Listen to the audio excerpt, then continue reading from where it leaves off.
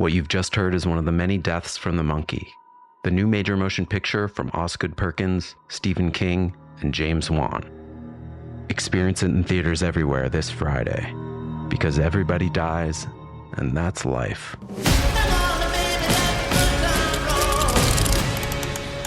Let's have some fun. This episode is brought to you by Progressive Insurance. Fiscally responsible, financial geniuses, monetary magicians. These are things people say about drivers who switch their car insurance to Progressive and save hundreds. Visit Progressive.com to see if you could save. Progressive Casualty Insurance Company and Affiliates. Potential savings will vary, not available in all states or situations. Hey guys, and welcome back to Big Mad True Crime, where we get big mad over true crime. I'm your host, Heather, and this week I had intended on reading the book Letters from Christopher. It's a new book just released by this woman who's been writing him in prison. He allegedly agreed to let her write about what really happened, as long as she included his coming to God. So I thought long and hard about buying this book because while a portion of the proceeds were being donated, that's only a portion, and Chris is garbage, and frankly the whole book thing smelled bad.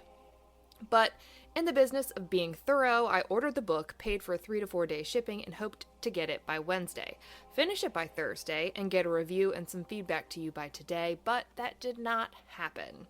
They shared on Facebook that they sold over 4,000 books, but somehow the only people who had gotten theirs had ordered them from Amazon, which was apparently a mistake. I got an email that my book was in the fulfillment process, and people were getting emails about their books shipping mid-October. The Facebook page Letters to Christopher, which had been up for a while, had a really half-assed apology, and they said that they were deleting the Facebook page. Obviously, I called and canceled my order because not only did this smell bad, it was bullshit, and fuck that.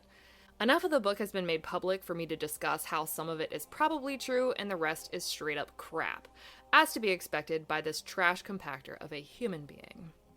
I always tell you that small talk sucks, so we'll call what just happened big talk and dive into the heinous details of Chris's third confession. Here we go.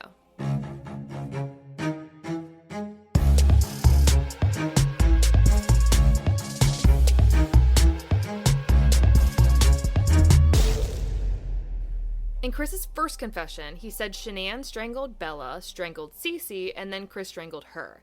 He then picked her up, put her back in their bed, wrapped her in a sheet, and then put all of their bodies in his truck, buried Shanann in an oil field, and dropped his 2 daughters in side-by-side oil tanks.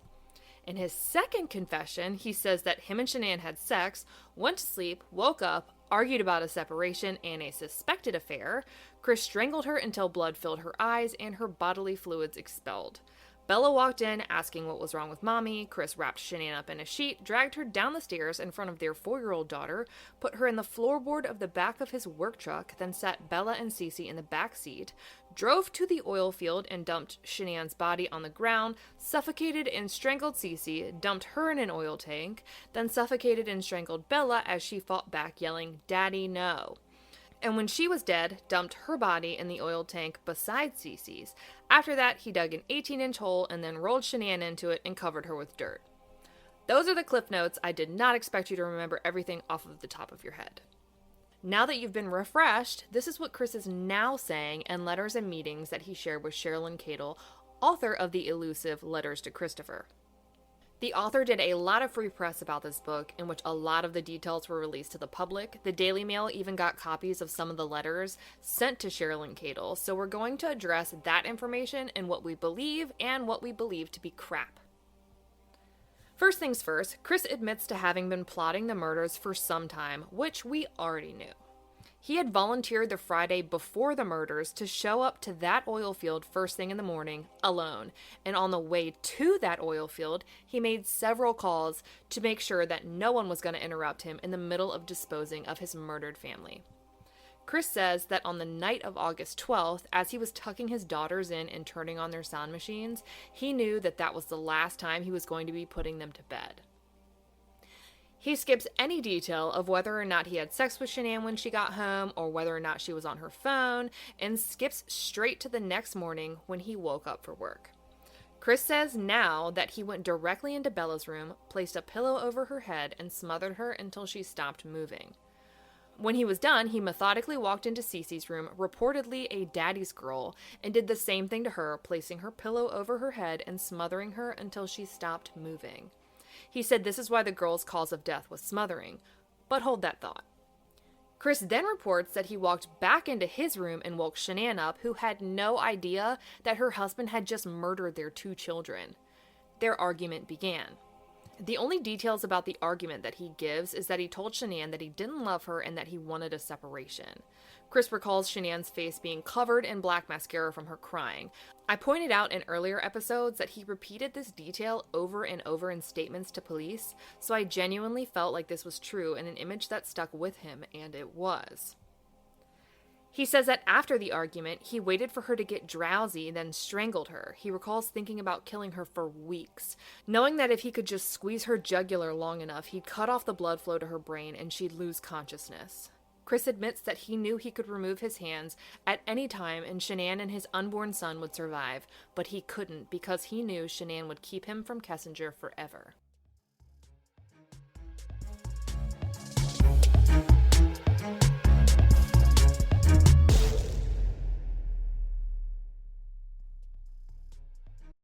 You found your person. Now let The Knot help you with everything else. The Knot connects you to the wedding inspo, vendors, venues, and planning tools you need to make your day totally you. Having helped plan 25 million weddings, we've got your back when it comes to every little detail like RSVPs, budgets, and more. Because your wedding comes to life with the connections that matter the most. Get started at theknot.com/audio. The Knot. Let's plan your wedding together.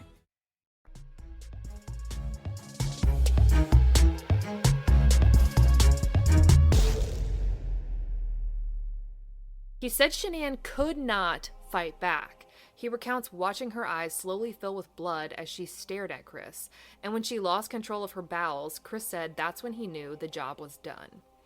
But let's take a look at Shanann's autopsy.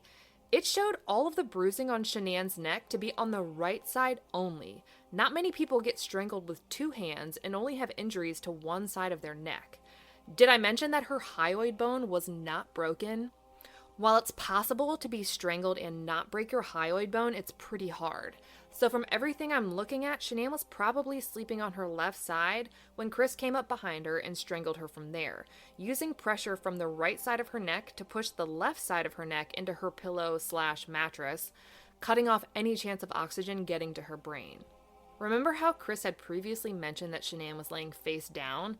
I wondered why he would put the effort into rolling her dead body onto her stomach, but if she was laying on her side, asleep or drowsy like he said this time, any movement she made in reaction to this surprise attack probably only put her closer to the position of laying face down. And if this is the case, even less of his accounts of what happened that night, at least to Shanann, are true. But Chris's murderous rampage was not over like he thought it was, because it turns out he had not killed Bella and Cece. He had smothered them until they were unconscious, but they were not dead. While he was wrapping up Shanann's dead body into their bedsheet, Bella and Cece regained consciousness and walked into their parents' bedroom. Chris said that both of Bella's eyes were bruised and both girls looked like they had been through trauma. No shit, their dad had just tried to kill them. But Bella's autopsy noted no bruising to her eyes, so again, why lie? It's as if some sick part of him enjoys the gruesome details of what he did, sometimes changing them to sound worse than they really were, and oftentimes leaving out details more gruesome than he's letting on because he's too ashamed to admit them, as he should be. Chris finished wrapping up their mother and dragged her down the stairs in front of them. The 2 girls walked around the house confused and terrified. Little Cece looking to her older sister Bella for some kind of reassurance, but Bella started to cry, and when she did, so did Cece.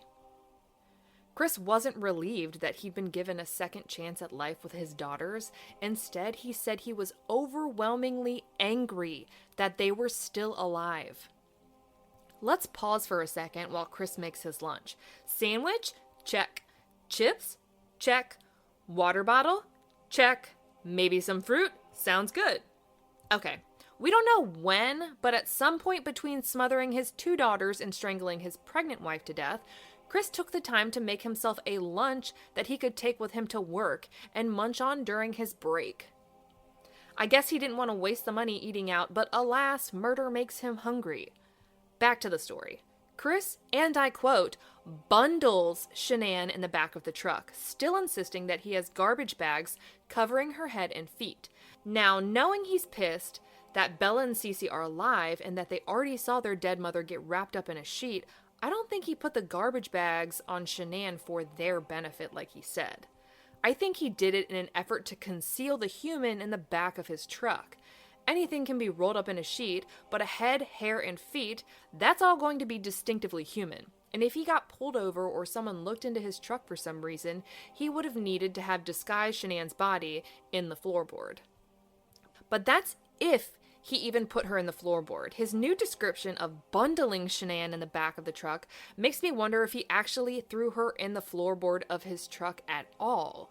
Remember, you see Chris bending down to pick up his girls and put them in the back seat of his pickup on his neighbor's surveillance footage. You never see him struggle with a large object.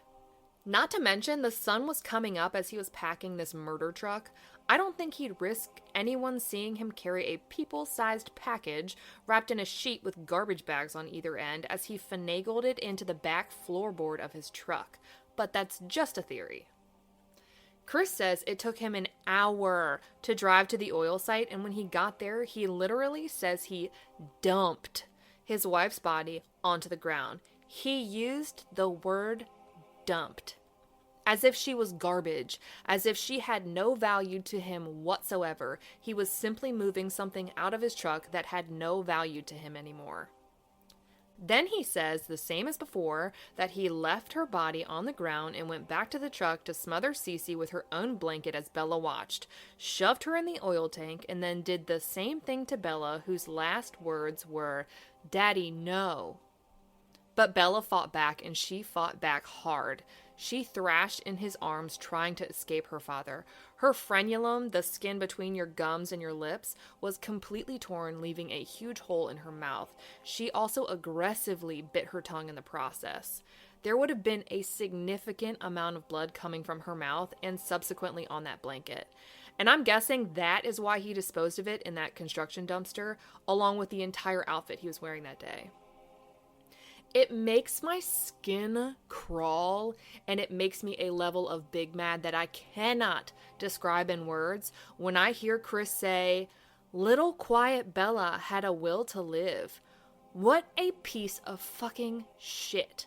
The fact that he was able to escape the death penalty infuriates me. He has said time and time again that he wasn't trying to separate the girls from their mom when he put them in the tanks. Oh no, he was just afraid that the girls would wake back up again, so he wanted to make sure that their tiny little lungs were filled with crude oil so that wouldn't be an issue.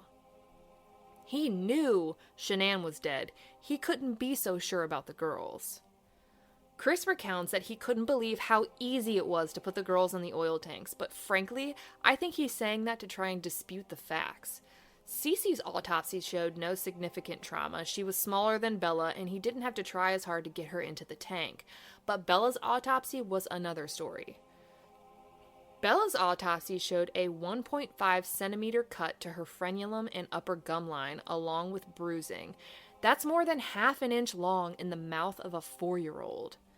On her left buttock, she had a 13 centimeter by 3 centimeter abrasion. That's 5 inches long and 1 inch wide. This is from Chris trying to squeeze her through a hole smaller than the width of her little body. She had a 3.5 inch by 1.5 inch yellowish brownish bruise on her left torso and a 1 inch by half inch yellowish brown bruise on her left shoulder. I spoke to a forensic investigator who said that yellow or brown bruising generally indicates that it's old, so this may have been unrelated, but it's one hell of a coincidence. After Chris had disposed of his 3 and 4-year-old little girls, he went back to where he had dumped Shanann's body and dug a shallow hole, which he says now he thought was deeper. What a weird comment to make, like, oh shit, I could have sworn I buried her deeper than that. There are so many things wrong with this asshole. Chris never mentions removing the bags. He just said he tugged on the sheet she was wrapped in and she rolled out and into the hole. She landed in the fetal position with her knees under her chest with her arms stretched out above her head. He says he was so angry with her that he didn't care how she landed. He was angry at Shanann for simply existing. He notes that he thinks that she had given birth. She was buried without pants on in a blue thong. He knows she had given birth. Baby Nico's 15-week little body resting in his amniotic sac was now protruding from Shanann's vaginal area, and Chris just covered them up with dirt like they meant nothing to him. I looked up the size of a 15-week fetus and what it would look like in an amniotic sac. I don't recommend this, but at an average of 4 inches long and in a clear sac of clear amniotic fluid, I can almost guarantee that if he saw the amniotic sac protruding from his wife, he was able to see his tiny son inside, but not even that was enough to shake him. He continued on with his day as if nothing happened. He worked. He called the girls' daycare to tell them they wouldn't be coming in anymore. He made arrangements with his realtor, stopped by a model home. He reportedly opened a new bank account. He took photos of flowers for Kessinger and texted her as if it was any other day. This man is a monster.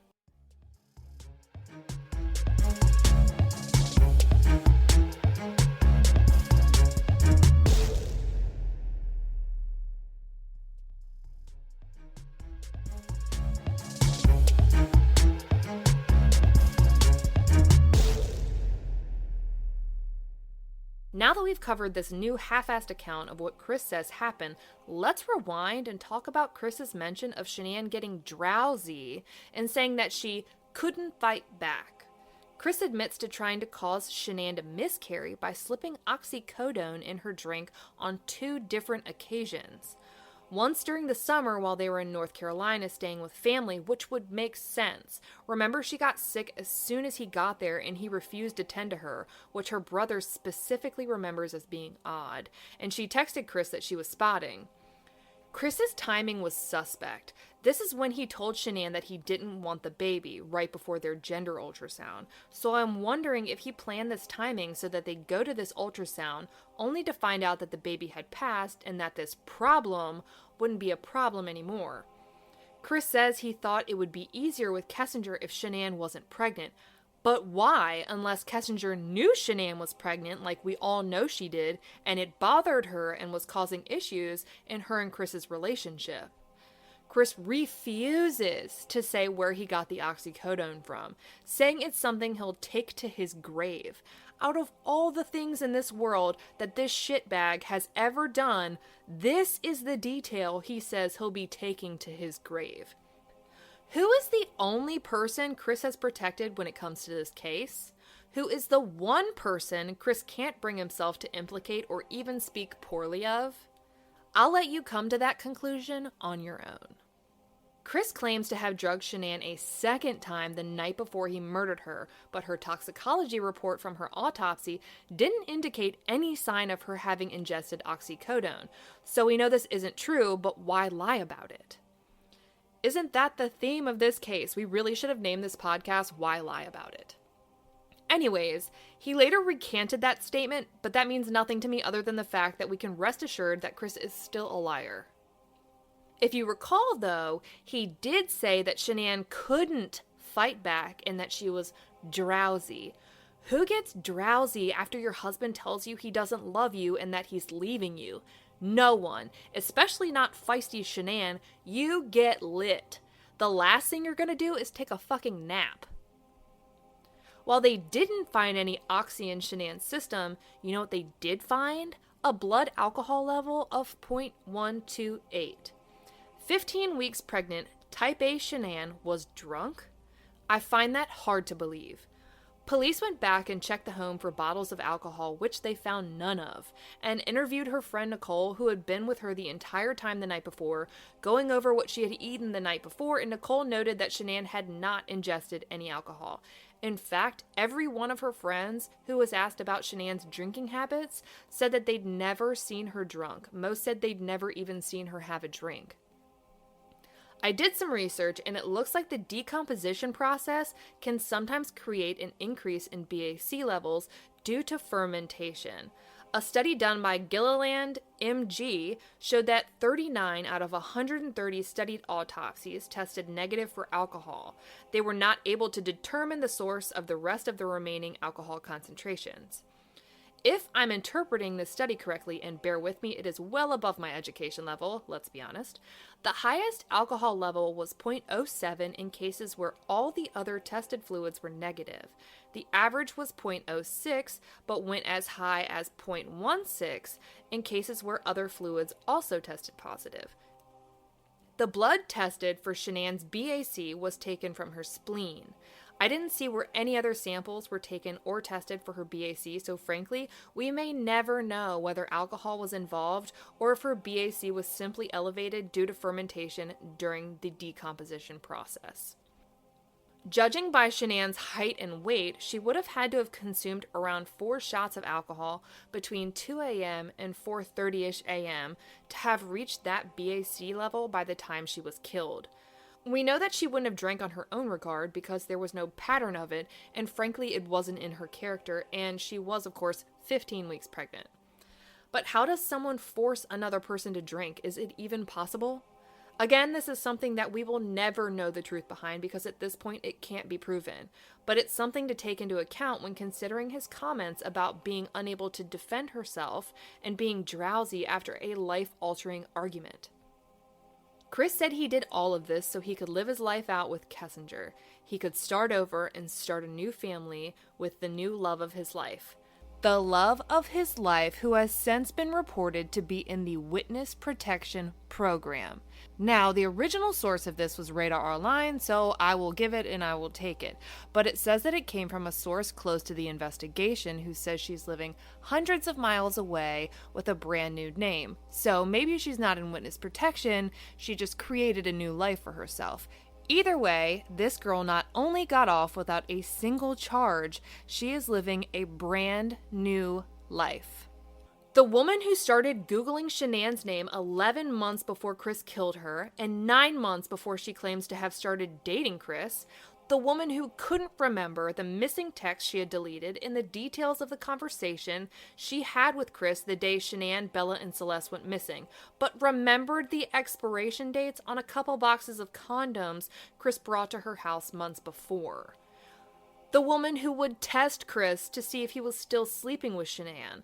The woman who went to his house, went into his bedroom, saw Shanann's side of the bed, her clothes in the closet, and items around the house, but insists she thought Chris was going through a divorce that was almost finalized. The woman who claims not to have known Shanann was pregnant, but methodically checked hers and Chris's Facebook accounts to see what act they were currently sharing with the world, and she knew that that act was happily married, regardless of the turmoil actually going on behind the scenes. Chris had said he knew he could never be with Kessinger if Shanann was around.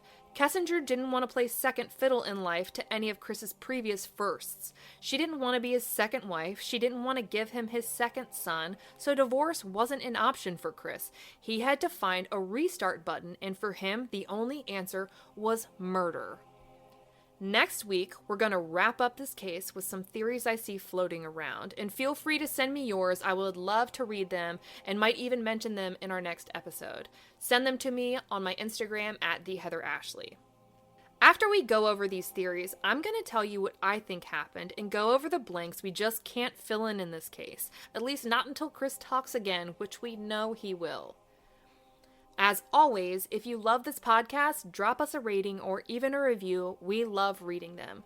And just like last week, we will be giving you a bonus episode of a brand new case on Thursday, so be sure to subscribe so you get notifications when new episodes are released. I'll be giving you teasers to our Thursday cases on my Instagram at @TheHeatherAshley, so be sure to tune in there to get your guesses in. Until next week, we out.